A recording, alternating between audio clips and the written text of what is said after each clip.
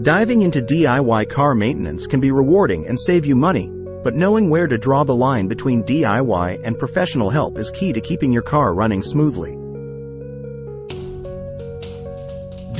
Start with the basics. Changing your air filters is a simple task that can improve air quality and fuel efficiency. Similarly, replacing wiper blades is straightforward and ensures clear visibility during those rainy drives. Regular oil changes are essential for your car's health. With the right tools and a bit of research, changing your oil and oil filter is a manageable task for most car enthusiasts. Just make sure to dispose of the old oil responsibly.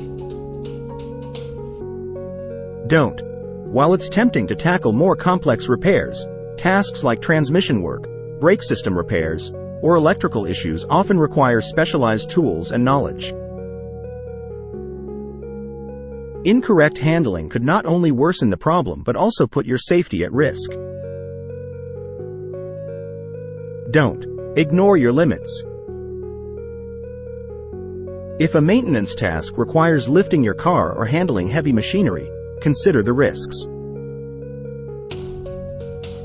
Professional mechanics have the necessary equipment to do these jobs safely.